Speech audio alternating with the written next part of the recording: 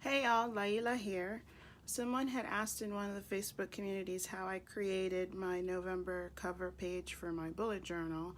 So I thought I'd make a quick video and show you how I did that.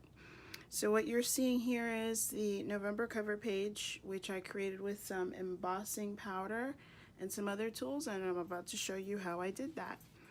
This is my first video, so please excuse any mishaps. I'm going to try to run through this without having to do any editing. So the first thing I'm going to do is lay down some scrap paper here to kind of control my mess, and I'm trying to make sure you can see that. And then I'm going to show you some of the tools. So the first thing you want to do is you want to get yourself some Embossing Magic is what they call this. It will prevent the powder from sticking in places where you don't want it to stick.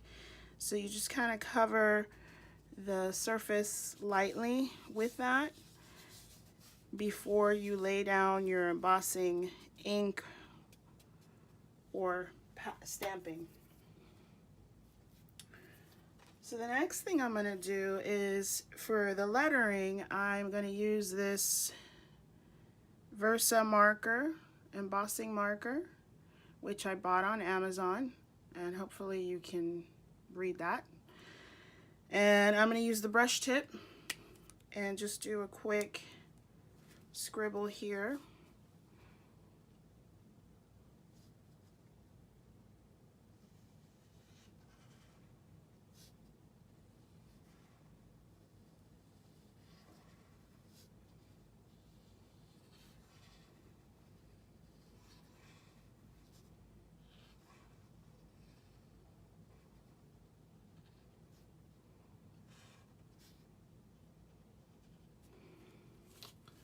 Alright, and then for the mandala, I subscribed to the Boho Berry subscription box, and in the November box she had this mandala. So this is what I used for the mandala. So I'm just going to lay this down about there or so, and I'm sure there's a better way to do this. I really don't know of a better way, but I'll show you what I did. I'm going to use this ColorBox Pigment Archival black ink, and basically I'm just going to drop the ink pad over the stencil.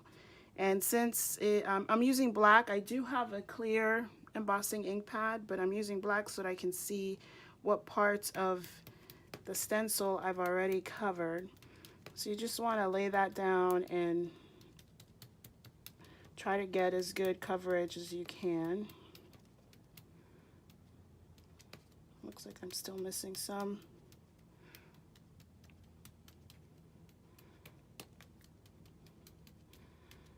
This is basically what the embossing powder is going to stick to.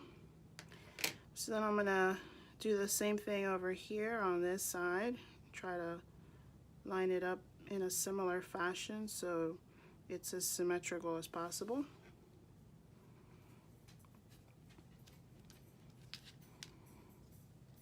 And it does make a bit of a mess,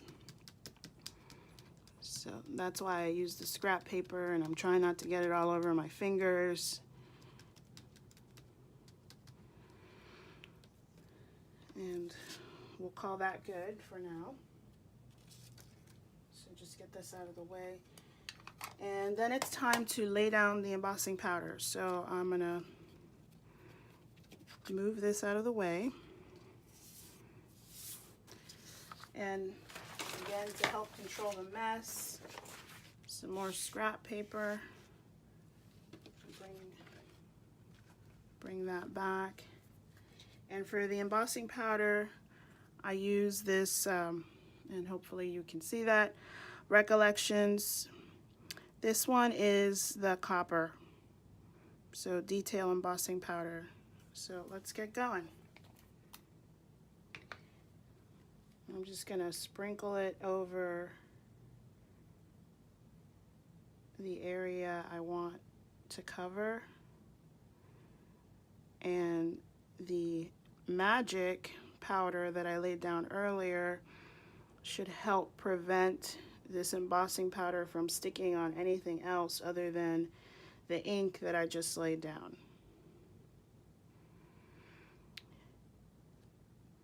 So it's nicely dusted now. And I reuse this stuff. I just drop it onto my paper here and then try to funnel it back into the container to get some. You want to dust away any of the embossing powder that you don't want to be permanent. Otherwise, when you go to heat, it will actually emboss it in that location. So I'm just going to dust away some of the excess. It won't be perfectly clean, but it'll be the best that I can do.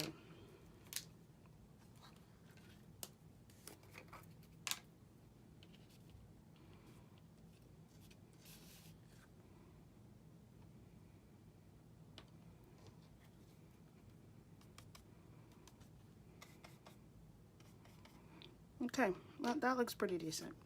So we're almost done. Let's get this out of the way.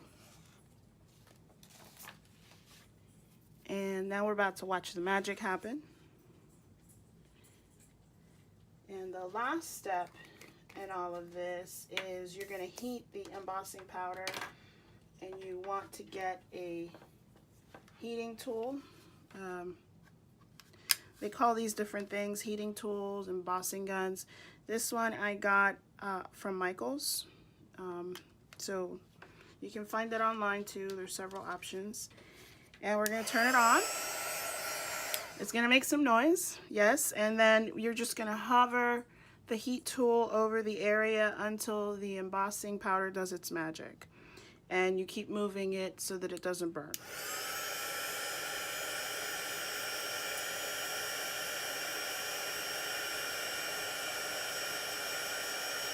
So there it's starting to turn.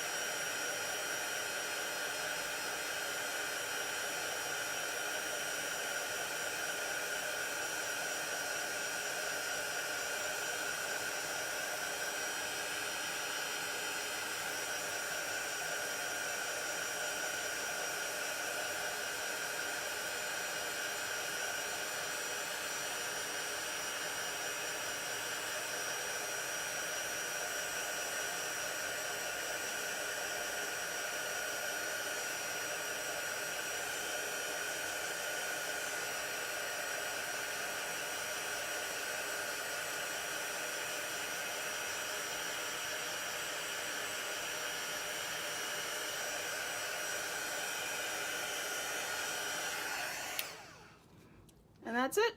There you go. So this is what I meant by if you don't get it clean, it'll stick. The magic powder is supposed to help with that. It did help a little bit, or mostly, but I did get some stray powder left. But this is the finished product, and it's as easy as that. Hopefully you enjoyed this video, and looking forward to seeing some of you make your own creations. Bye.